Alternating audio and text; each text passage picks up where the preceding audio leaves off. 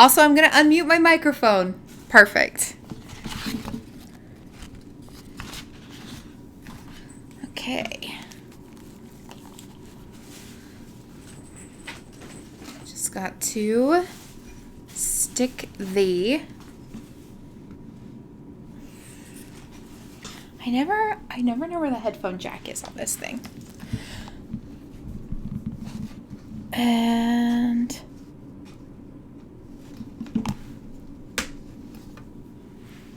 okay.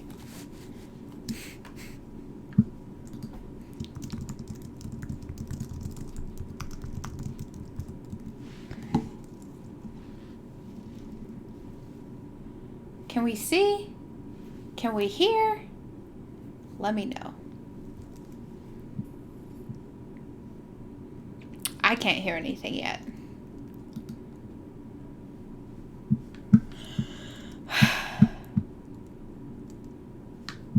Oh, because I've muted the window. I figured it out. I did it, y'all. It's me, a real actual genius. I had the microphone unmuted and I now had to unmute the window itself. But here we go. Okay, I'm going to type in... No. I'm going to have somebody type in this word. Banana. When you hear banana, type it in, and then I will know how far behind the lag is.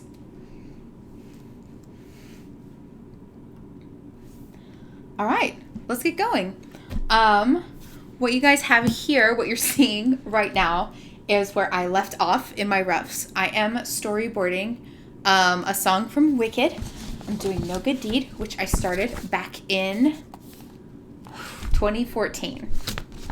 Right after, no, 2015. Okay. We got banana at 1:03. All right, so we're maybe like 2 minutes behind. All right, Carmichael. So I started storyboarding. I did Defying Gravity before I got my studio job. It was my last year of school, and I was just taking generals that I needed to close out my degree, which was economics and statistics, and so I didn't have an art class, so I gave myself a... I'm looking at the chat, so I'm like, banana. Thanks. So I needed to finish off my degree, so I had to take these general classes, so I wasn't taking any art classes, so I set myself this art challenge for the whole semester that ended up being my Defying Gravity storyboards. And then I was like, oh, I'm gonna do another one. I'm gonna do No Good Deed. And it just never came through to fruition. So one of my friends from work, Joe, we decided that instead of doing Inktober this month, we would both do animatics from Wicked. Although I don't think either of us are gonna finish by Halloween, so this may turn into like an October-November challenge. I think I'm gonna finish my video around Thanksgiving because I have to take a couple weeks off and do another project for someone else. But when I do a board, I'll start with my script, or in this case, the music. And then I will do a lot of visualization for it where I sit and I either read the script a bunch or I listen to the song a lot and I just imagine what it would look like on screen. And I try and get that imagination into these really rough drawings. You'll generally hear stuff like this called thumbnails in the industry just because that's like the size they are. And at work, I do show my thumbnails to my director, usually to let him know kind of where I'm going with this. So the part you see right here is Elphaba is doing her magic and she's doing Elakanamin. So looks like I've also put the lyrics underneath it. So let him never die. And I wanted the spell to be more complex. So like there's her face in the middle and the spell is getting more complex around her that she's building. After I do a thumbnail cut of this, so this file I've got open right here, you see rough C, because I've divided the video into A, B, C, D, E, F, all the way down. I think this one goes all the way down to H. So I did my roughs on C. I'm going to show you guys a little bit of that. So she's just slammed the book shut and she stands up. So this is what a rough looks like. And I just need it to be just detailed enough that I can tell who's in the shot and where they're standing. And then I'll go through and do a cleanup. And so today we're going to be doing more roughs for later on in the show. In a second, I'll show you a comparison of a rough to a cleanup, but here's an idea of how it would play. So what good is this chanting? I don't even know what I'm reading. I don't even know what trick. Oh, I can't sing. If I sing, I might get copyright infringed. But anyway, I don't even know what trick I ought to try. And then I want to go up really wide where the monkeys are watching her on the rafters. Ah, oh, Fiero, where are you? Already dead or bleeding. One more disaster I can add to. You can see my is written up there at the top. My generous supply. And then I want to cut really wide and show the castle space that she's in.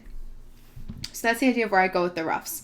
So let's do, don't save, a comparison between, all right, what does a rough board look like? What does a finished board look like? This is a little bit before the song starts. This is the Fiero and Galinda scene, which, spoilers for the play, Fiero does like this heroic sacrifice so Elphaba can get away, and then he gets dragged off by the guards and hung up on a pole in a field to die, and basically to be tortured for information because they want to find out where Elphaba is. Galinda tries to stop them and she's unsuccessful. So here's a little bit of that scene there. This is my rough storyboard where just a couple shots ago, she has just reached out to touch his face and be like, oh, he was never going to hurt me. And he pulls away from her. So she is shocked. She's sad. But she reaches out for his hand instead. I wanted to make sure we could see her engagement ring. And she says, oh, he loves her. And then he says, Glinda, I'm so sorry. So that's as rough as my roughs are. Let's look at that exact same scene, how it will look when it's cleaned up. So there they are, surrounded by guards. She reaches out for him. Some of these have the color behind them. Some of them don't yet. That's just what I've got time for so far. So she reaches out for him. We see her hand grab his. And she goes, oh, he loves her. Aww. So you can see the rough was just one drawing and then cleaned up to get all the acting in. I put in probably too many. 8 drawings. Galinda, I am so sorry. So my roughs will have some acting if I really want that to have it in there. But for me, a rough is to set up the where the actor is in the shot and to get across the main emotion of what the actor's feeling. And it's a way to let me, I've got some shortcut buttons here on my computer that you can see that I'm using to flip through my different rough storyboards. I do all of my storyboarding work in Photoshop. I have friends who use Photoshop, who use Storyboard Pro or Toon Boom and stuff. I like Photoshop because I have always used it. Anyway, so my roughs I put together so I can see how, when I flip them through really fast, it lets me see how they connect together and how they flow. So we're going to close down that file. We're going to close down this file, just in case. And so what we are working on today, and I'm going to try and get through in the next 2 hours. Alarain says, you're really great at simple blocking for roughs. Yes, that is where I have the most practice. So the hope is to get roughs done quickly so I can spend a lot of time on the cleanup. And so I can have a good foundation for my cleanup before I go. So my thumbnails, I have here the whole song done out. So we've got sequence B. This is page 2, and then there's sequence C.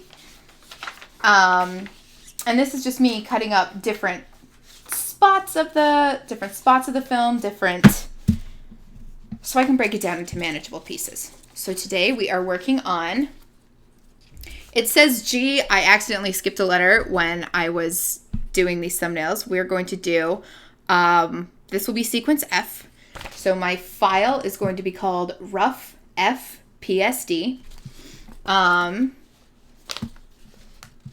Because they'll be organized by, I will have all of my rough files for each of my sequence. So rough A, rough B, rough C, rough D. And then when it's done, I will copy rough F to a new file and I'll call it clean F. And then I'll go over and draw over it. So this is the part in the song. We've just had the Fiero. where she just really goes for it. And so I've just had her collapse on the floor. So Chistery, the monkey, I'm putting a little bit into this section that he is trying to get close to Elphaba as she's doing this, but her magic will be so dangerous that he eventually decides not to go for it. Dragon Scales asks, how do you break them into alphabetical scenes? By shot change?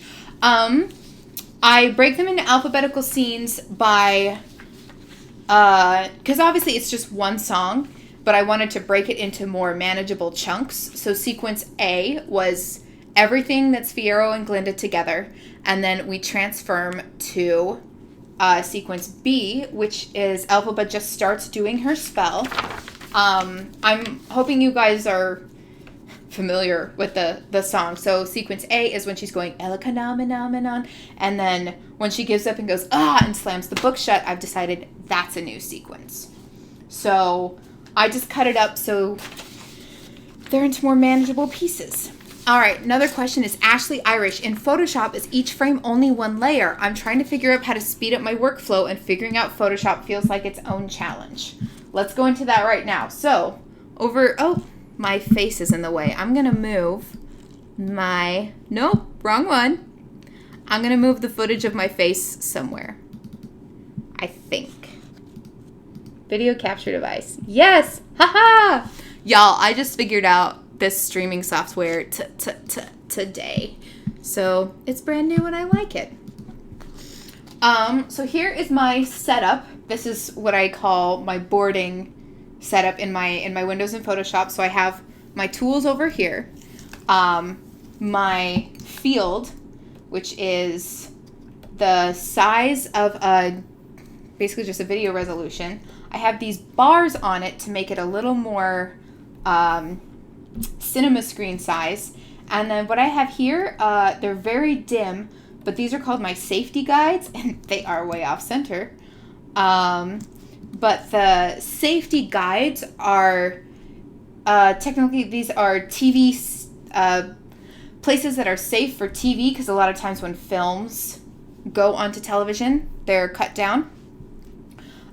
So this is imaginary. If this were filmed on a square TV, it'll probably get cut down to this far. It's not super important because I know 100% that this video is just going to go up on YouTube, but it'll help my compositions if I try and keep my areas of focus inside this square. It won't feel so close on the edge. So I have these 3 layers. You can see them at the bottom right of the screen. My background, my safety guides, and then these frames up here at the front. And these are all locked, so I can't click on them on accident. We're going to start with a new layer, and I have that as a shortcut. Shift-Command-N just gives me a new layer. So here it is, layer 1.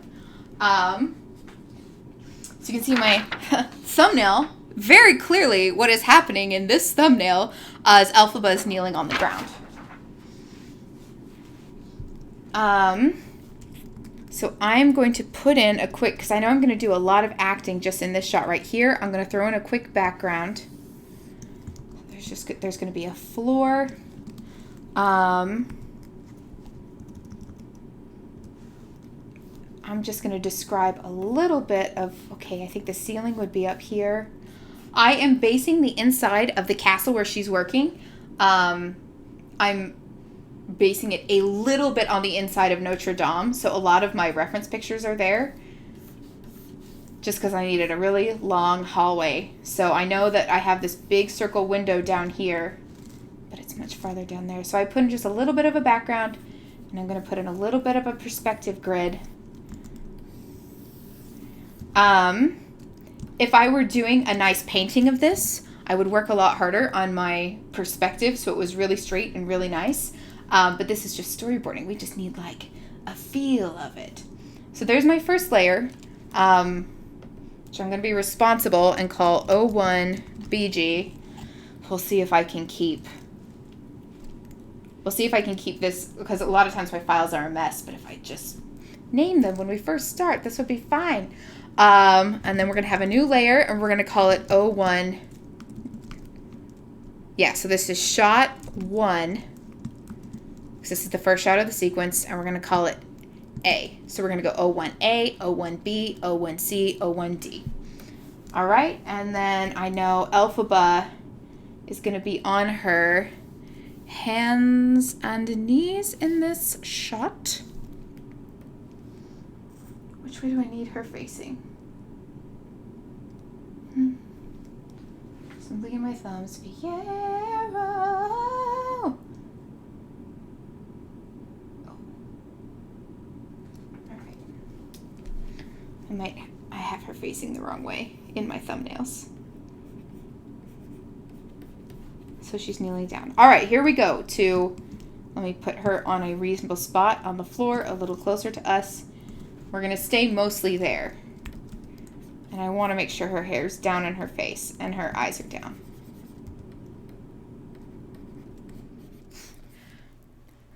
Colored Violet. Whatever happened to the Taz animatic? It is happening. It is 15 minutes long and it's very complicated. So cleanup is taking way longer than I thought. But anyway, here we go. This will work up Ashley Irish. This will address your question. Each frame is multiple layers. You can see all these layers here. I am saving them in something called a layer comp. So inside your Photoshop, if you go up to Window, pick a window that says Layer Comps. And there's a button down here, this little piece of paper, that is a new layer comp. A layer composition is see the eyes that are clicked on these layers down here? Every layer that is visible, if I call that a layer composition, then all of those are together. So let's just erase this real fast. And let's put in, actually, I technically should have started with Elphaba on the ground. It's because she's just fallen. She's going like, Fiero! And then she's collapsed to the ground like Briar Rose. Hair down and around. And that's as detailed as I will go for a rough. I'll come back in and I'll clean it up later. So, now I'm going to make a new layer comp, which you can either click this button here. I have a shortcut set on my computer.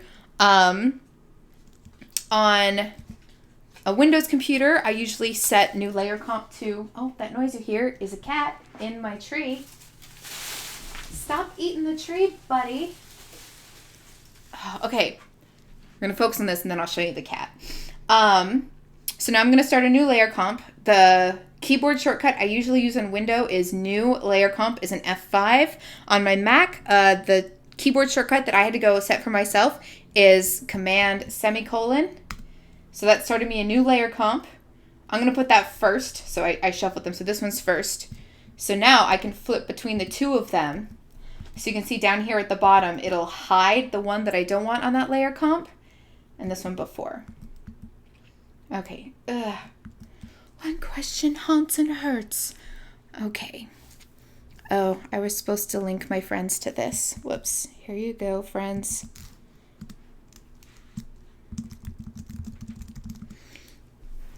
So that's how I get so many frames in Photoshop.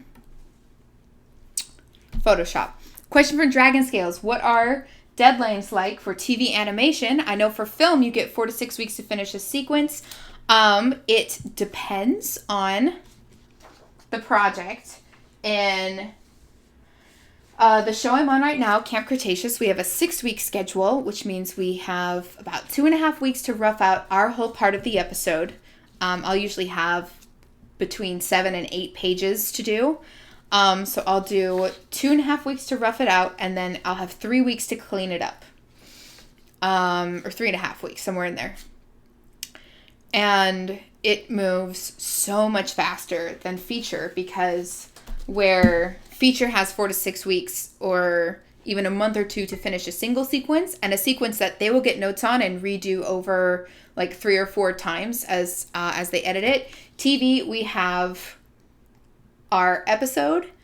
The storyboard artists have it for 6 weeks, and then we turn it over to editors for First Animatic, where they cut it all together with music and temporary sound and everything.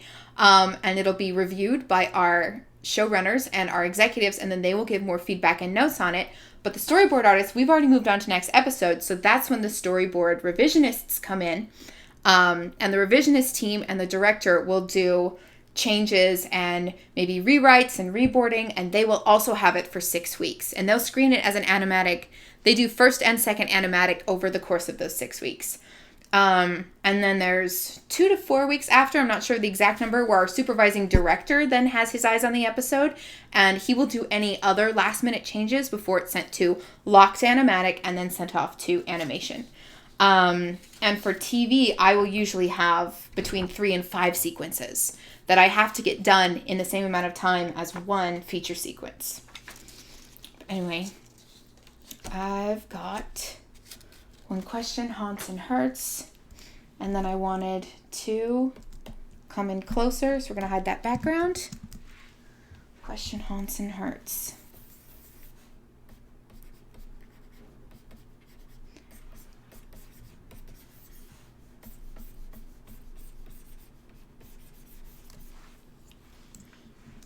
Oh, hey, my friend Kevin is in the chat. Kevin is on my storyboard team at work. Hi, Kevin. Everyone wave. So our storyboard team is 3 storyboard artists, and our director splits the episode up between the 3 of us. So Kevin's my work buddy. Thanks for coming to my stream, man. I had a reference. Oh, yeah. So, I also look at reference when I'm storyboarding as I'm thinking of like, oh man, I think this is a shot that I've seen somewhere else before. Where have I seen someone do this? There was a shot I used from Quest for Camelot during the part where she's screaming Fiyero, and it's when Rhubarb is attaching Excalibur onto his own arm and he's like stuck in a tornado. Because I remember I was trying to draw that and I was like, what? What is that scene? What is it? All right, so this is going to be a long acting shot. So I've just got that marked down. So that's all for one question, haunts and hurts. Too much to mention, but we're going to cut away. So during Fiyero, Elphaba screamed, and she's like, Fiyero! There was a huge explosion. Most of the monkeys flew away, but I want to bring Chirithy down into this shot. Oh, do you know what? I am going to do a rack focus. So I'm going to change the angle on this one. So Elphaba is a little bit in the foreground like this. So I'm going to update that layer comp. And I'm going to have Chirithy the monkey is flying down in the background. So we're going to make that a new layer. And then we're going to make him land.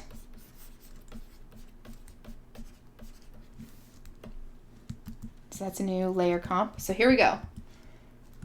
One question, haunts and hurts. I don't like the fact that she's shoved all the way off to the side. What I'll probably do is I'll start her in the middle, and then as she's acting,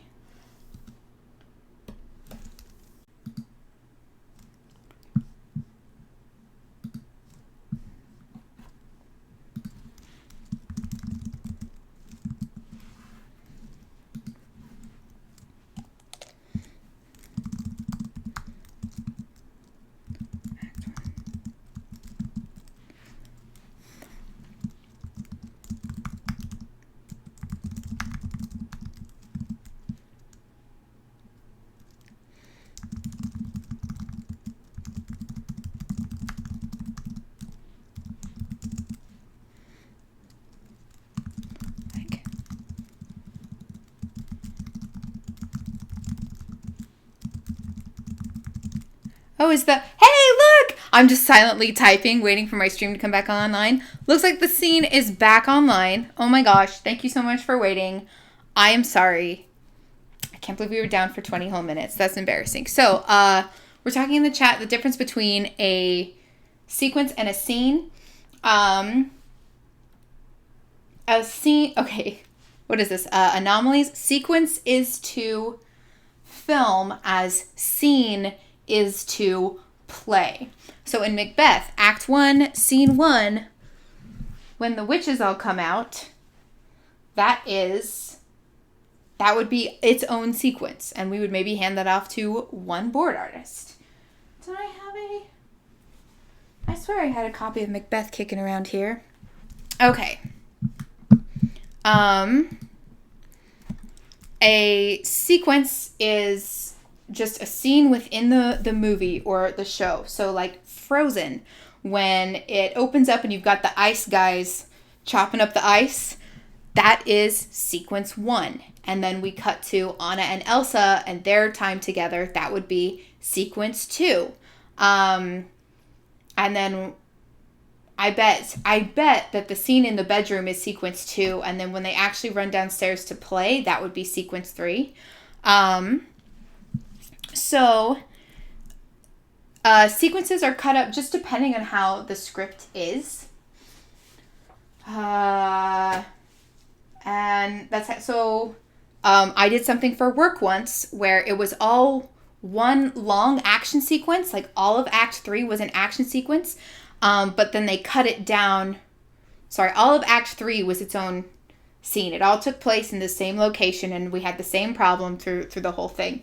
But then it was cut down into smaller sequences to make it easier for me to do a piece of it at a time. I think Lord of the Rings might be...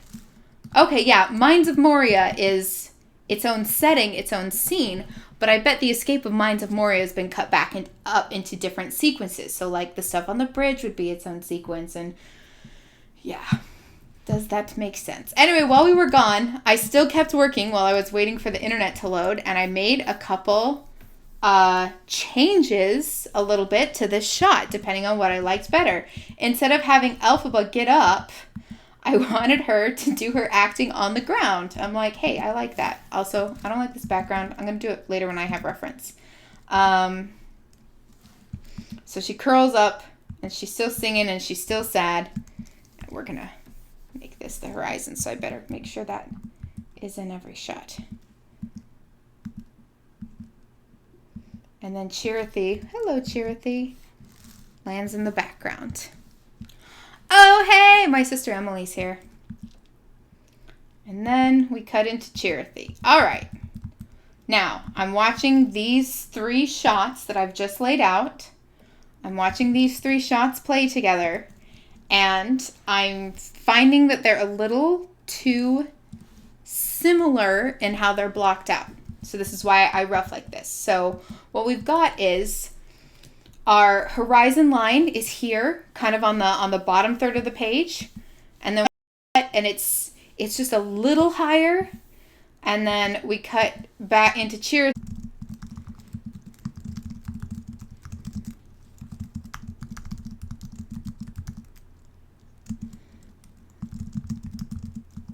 Okay, we're back. So we're doing an over-the-shoulder shot of Chirithy. Oh, and it froze again. Why?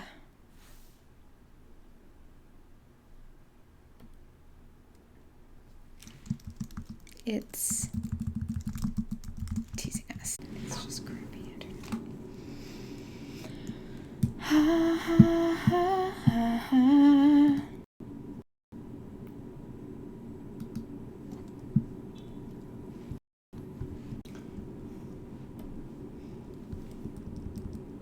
No, that's silly. The book should be on this side.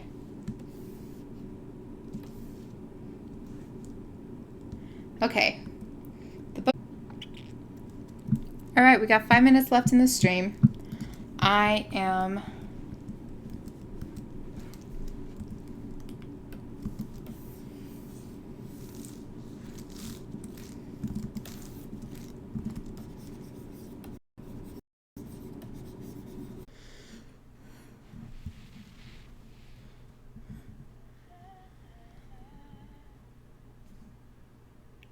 Okay, so it looks like we're going to have a little bit of visibility.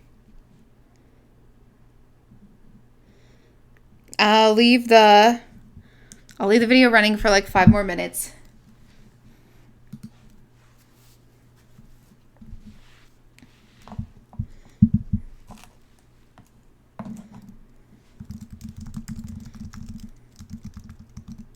Hey, hi everybody. Like I said, I'm going to leave this up probably until 2:10. I'll close down the stream, and then I will do a recording, not a live stream, but I'll do a recording, and then I'll post that. So put all your questions in the chat. You can also tweet them to me. I'll take questions for I'll put something on Twitter. I'm like, hey, I'm going to take questions for 30 minutes, and then I'm going to answer them all while I do a recording, because the live stream is just not going to happen. It's not written in the stars. So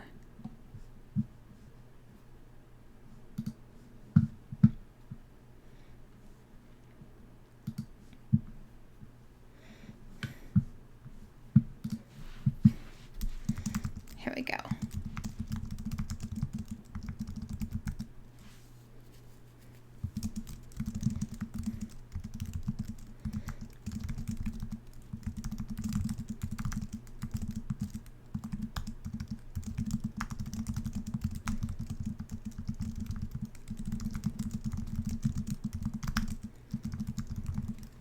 Sorry, I'm writing a tweet. It's not very exciting. So yeah, I'm getting Dragon Scales. I'm getting your questions. So moving to LA, starting work in animation. Did you improve while you were there? Yes, obviously. If you do the same thing for 8 hours every single day, you are definitely going to improve. I am going to, but I'll talk more about it on the thing. So I'm tweeting right now saying, hey, my internet's terrible. Haha.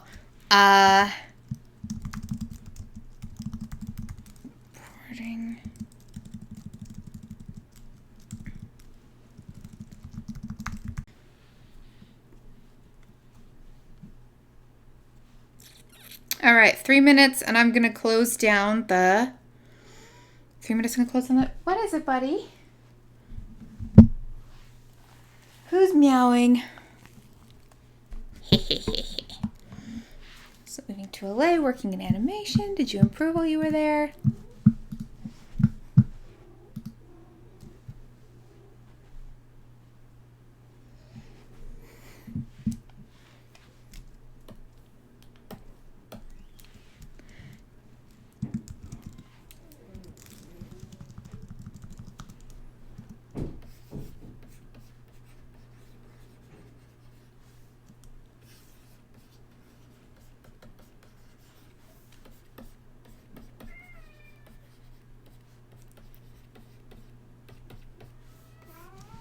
Hey. Hey, what's happening? Cats? You? Be nice to your brother. Oh, my poor black cat. Hey, Taco. Hey, buddy. Did you get bullied out from underneath the skirt of my Halloween costume? Oh, buddy, that's a serious bite. Aw. His fur is all ruffled up where he got bitten. All right. We are closing the stream. I love you all. Thank you for coming. I will try and get this problem fixed, so next time we'll have a completely different problem instead. Okay. I'll record and post up later.